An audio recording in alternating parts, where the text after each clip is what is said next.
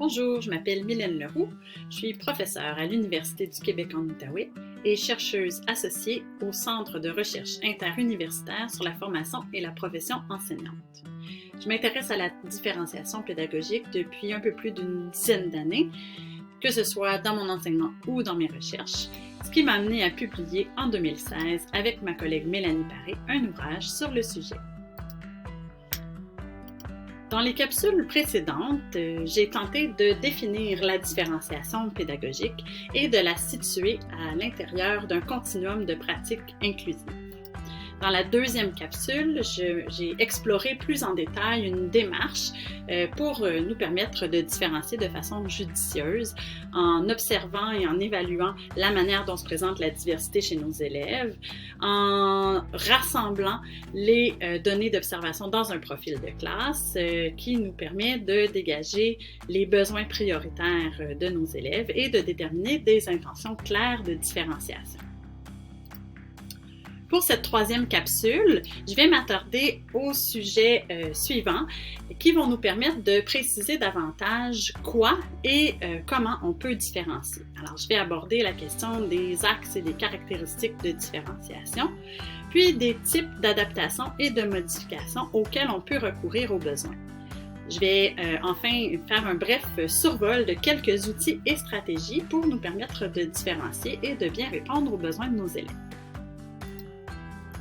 En ce qui concerne d'abord les axes et caractéristiques de différenciation, l'idée est ici de nous permettre d'analyser les pratiques que l'on met peut-être déjà en place et de considérer comment on peut approfondir davantage nos pratiques en allant toucher d'autres axes ou caractéristiques de différenciation.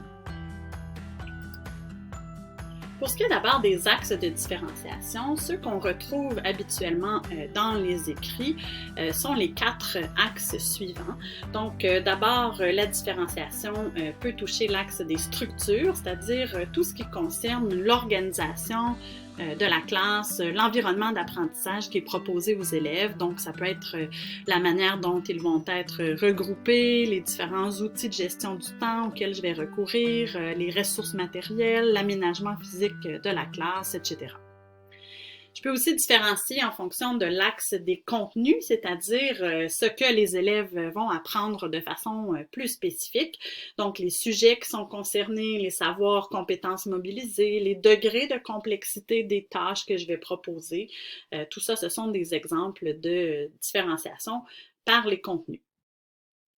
Ensuite, pour ce qui est de l'axe des processus, c'est vraiment la manière dont l'élève va réaliser ses apprentissages. Donc, ça va reposer beaucoup sur les stratégies pédagogiques que je vais utiliser. Donc, les approches pédagogiques que je vais utiliser, les stratégies, le type de soutien que je vais apporter aux élèves en fonction de leurs besoins, la manière dont je vais prendre en compte leurs caractéristiques, comme leur champ d'intérêt, par exemple. Et enfin, les productions, c'est vraiment la manière dont les élèves vont rendre compte de leurs apprentissages, le produit que je vais leur demander de réaliser, la manière dont ils vont communiquer ces apprentissages-là, donc les modes d'expression auxquels je vais recourir, la façon aussi, les modalités d'évaluation que je vais utiliser, peut-être aussi les critères ou niveaux de production que je vais exiger. Donc, tous ces éléments-là vont s'inscrire dans l'axe des productions. Les axes de différenciation, bon, ici, je donne quelques exemples rapides, mais il y a vraiment plusieurs exemples dans les écrits, notamment dans notre livre, mais aussi dans les ouvrages de Jacqueline Caron que je vais mettre en référence à la fin. Plusieurs documents aussi qui ont été produits par des centres de services scolaires. Donc, il y a vraiment toutes sortes d'exemples qu'on peut aller chercher sur ce sujet-là. Et je dirais que c'est une porte d'entrée assez facile aussi pour commencer commencer à différencier. Bien que pour que ça porte réellement fruit, il faut toujours garder en tête à quels besoins on veut répondre, quelles sont nos intentions de différenciation pédagogique derrière. Donc, si je veux répondre davantage, par exemple, aux besoins d'autonomie de mes élèves et que mon intention, c'est de leur offrir plus de choix, bien, à ce moment-là, leur offrir un choix dans les contenus qui vont être abordés, dans la façon de réaliser une production, dans le fait de pouvoir travailler en équipe, par exemple, bien, ce sont des éléments, des pratiques qui peuvent toucher différents axes et qui vont me permettre de répondre à ce besoin-là.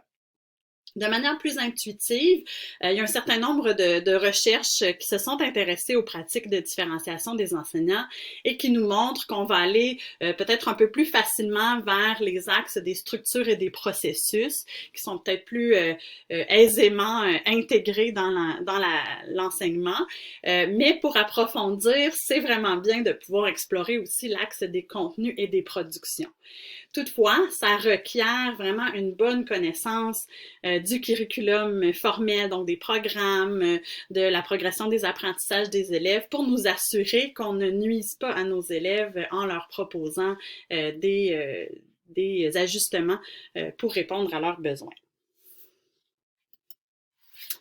Toujours dans l'esprit d'approfondir ces pratiques, je peux m'intéresser aux caractéristiques de la différenciation. Donc, les caractéristiques qui sont proposées ici ont été d'abord publiées dans les ouvrages de Jacqueline Caron et on y présente d'abord la différenciation intuitive ou spontanée. Donc, c'est vraiment celle qui va se dérouler sur le coup, dans le feu de l'action, sans qu'on ne l'ait nécessairement prévu. À l'inverse, la différenciation planifiée va davantage être proactive parce qu'elle est réfléchie à l'avance. Elle s'appuie vraiment sur l'observation que j'ai faite de mes élèves, les besoins que j'ai identifiés pour eux, les intentions que je me suis données. Ensuite, on a la différenciation qui est successive, donc elle va davantage correspondre à une alternance, par exemple, des activités pour répondre aux besoins de mes élèves. Donc, si je souhaitais, par exemple, tenir compte des champs d'intérêt de mes élèves, bien, je pourrais proposer une activité à tous les élèves, donc la même activité pour tous, qui répondrait dans un premier temps aux intérêts d'un sous-groupe d'élèves, puis ensuite une autre activité pour répondre à un autre intérêt des élèves. Donc, l'idée ici, c'est que tout le monde va faire la même chose en même temps, mais c'est la succession, l'alternance de ce que j'avais proposé qui va au final répondre aux besoins diversifiés. D'un autre côté, on a la différenciation qui est simultanée, où je n'ai plus cette contrainte de suivre toujours le groupe et de faire la même chose au même moment. La différenciation simultanée permet aux élèves, par exemple, de travailler sur des sujets qui vont être différents, sur des tâches dont le degré de complexité peut être variable en fonction des compétences des élèves. Donc, l'idée, c'est de permettre aux élèves de travailler à des tâches différentes au même moment. Alors, on ouvre cette structure-là de la classe pour ne plus contraindre tous les élèves au rythme du groupe ou aux intérêts du groupe ou aux compétences du groupe en entier. Ensuite, la différenciation mécanique, oui, elle est un petit peu plus complexe. C'est une différenciation qui est d'abord planifiée. Alors, elle va miser sur une évaluation diagnostique des savoirs et des compétences des élèves, puis on va préparer un enseignement qui va correspondre au degré de maîtrise d'un objet d'apprentissage donné, donc d'un contenu donné. Et là où c'est mécanique, c'est que ça va se dérouler sans nécessairement dévier du plan qui est mis en place. Alors que quand on parle de différenciation régulatrice, elle est aussi planifiée, mais elle va permettre à l'enseignant de s'ajuster en cours de route en fonction de ce qu'il va pouvoir observer dans la progression des apprentissages des élèves. Donc, l'enseignant va s'ajuster s'il se rend compte qu'il y a des élèves qui ont besoin de davantage de remédiation, des élèves qui ont besoin d'être poussés un peu plus loin en cours de route. Donc, il y a vraiment une certaine une place dans cette différenciation planifiée à une différenciation qui est plus intuitive aussi. Enfin, une différenciation authentique va être à la fois planifiée, simultanée et régulatrice, et idéalement, elle toucherait les 4 axes de différenciation. Alors, j'en ai un exemple ici qui est tiré d'une pratique d'une enseignante qui a participé à l'étude doctorale de ma collègue Mélanie Paré, où l'enseignante nous précise qu'avec un tableau de programmation, les élèves peuvent réaliser des activités seules, en diade ou en petits groupes, et elle circule pendant ce temps de travail pour soit offrir du soutien aux élèves ou alors leur proposer du matériel pour soutenir leur apprentissage ou alors des défis pour les pousser plus loin.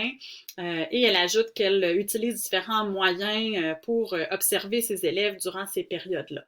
Donc, on peut bien voir ici comment l'enseignante va à la fois toucher les axes des contenus, des processus, des structures et des productions, par sa façon d'évaluer ici, mais aussi qu'elle est dans une différenciation qui est planifiée, hein, son tableau de programmation est organisé à l'avance, et c'est une différenciation simultanée parce que les élèves peuvent réaliser les tâches d'une façon différente, et elle va aussi se permettre de réguler son enseignement en fonction de ce qu'elle va observer chez les élèves.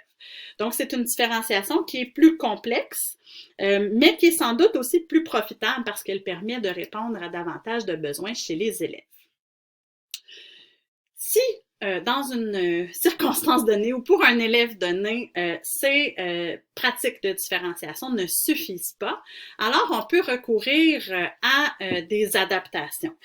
Rappelons-nous bien que l'adaptation ne va pas venir modifier la nature de la tâche qu'on va proposer aux élèves ou l'apprentissage qui est visé. Donc, si je suis presbyte, j'ai besoin de lunettes pour pouvoir lire convenablement, mais je pourrais lire le même livre que les autres élèves. Alors, vraiment, la nature de la tâche va demeurer. Il y a différents types d'adaptations auxquelles on peut recourir. Par exemple, les mesures qui vont toucher l'environnement, donc d'avoir un local pour travailler ou pour se retirer, d'avoir des ressources matérielles spécifiques. Il y a des mesures qui touchent l'horaire, donc par exemple accorder plus de temps pour réaliser une tâche, c'est quelque chose qu'on voit souvent, mais c'est pas nécessairement la mesure qui est toujours la plus profitable. Parfois, le fait de morceler les tâches sur plusieurs périodes va être davantage profitable. Il y a des mesures qui touchent la présentation.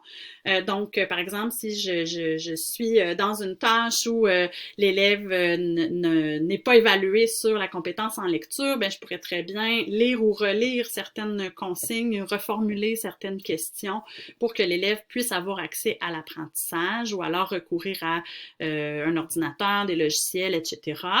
Ça s'applique aussi pour la réponse. Alors, il y a la présentation, mais aussi la réponse. Donc, de quelle manière l'élève va finalement réaliser la tâche. Si ce n'est pas une tâche qui requiert l'évaluation de l'écriture, l'élève pourrait donner sa réponse oralement, il pourrait avoir accès à différents outils, ordinateurs, logiciels, etc. Normalement, ces adaptations-là devraient être inscrites au plan d'intervention de l'élève. Puis encore, si ce n'est toujours pas suffisant de différencier et d'adapter, alors dans de rares cas, pour certains élèves vraiment en particulier, je pourrais me référer à l'équipe école, à des professionnels concernés par la situation de l'élève pour aller vers certaines pratiques de modification qui là aussi vont être indiquées au plan d'intervention de l'élève. Donc, il pourrait s'agir de présenter moins de contenu à l'élève, de cibler des contenus vraiment spécifiques, peut-être différents de ceux qui sont prévus au programme, d'aller vers des contenus des années antérieures. Donc, vraiment, là, ce qu'il faut retenir, c'est d'y aller avec parcimonie et vigilance parce que ces pratiques-là font en sorte que l'élève va sortir du programme régulier. Enfin, pour terminer, je voulais simplement explorer quelques outils, stratégies, approches qui nous permettent de différencier, mais vraiment dans une perspective globale, c'est-à-dire qui peut toucher l'organisation plus générale de la classe ou qui peuvent se présenter dans plusieurs activités, par exemple. Donc, l'idée ici, c'est vraiment d'essayer de choisir des pratiques, des outils, des stratégies qui vont nous permettre de répondre à plusieurs besoins de nos élèves en même temps, de tenir compte de plusieurs caractéristiques. Donc, ça va faire en sorte que finalement, ce qu'on met en place est beaucoup plus profitable. On fait d'une pierre 2, 3 ou 4 coups. Donc, il y a l'apprentissage coopératif que je ne vais pas détailler pour m'assurer d'être dans un souci de concision, mais je voulais peut-être revenir un petit peu plus sur le plan de travail. Le plan de travail, bon, il y en a plein d'exemples intéressants sur Internet que vous pouvez consulter pour vous inspirer, mais le plan de travail, en fait, c'est une liste de tâches que je pourrais présenter aux élèves, qui pourraient inclure des tâches obligatoires ou prioritaires, des tâches facultatives. Il pourrait y avoir des degrés de difficulté ajustés aussi dans certains cas pour certains élèves. Et l'élève peut réaliser ces tâches-là dans l'ordre qu'il choisit durant des périodes déterminées de travail autonome.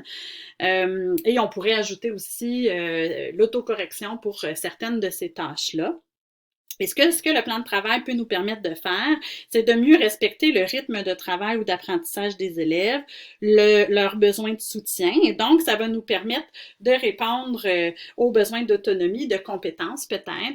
Ça pourrait me permettre, pendant les temps de travail individuel, de prendre un sous-groupe d'élèves pour apporter davantage de remédiation à certains élèves, peut-être faire l'enseignement explicite de certaines stratégies. Et c'était une différenciation qui peut toucher les contenus, les processus, les structures, peut-être même les productions. Ça doit se faire d'une manière, évidemment, qui est planifiée. Ça va être simultané, peut-être aussi une différenciation régulatrice. Alors, ça ouvre vraiment beaucoup de possibilités, ce type d'outils-là. C'est ce qui termine cette troisième capsule où on a abordé les axes et caractéristiques de différenciation, les types d'adaptation de modification et quelques outils et stratégies pour différencier. Si vous voulez en savoir plus, vous pouvez consulter mon ouvrage sur la différenciation ou alors un des ouvrages auxquels je me suis référée lors de la capsule.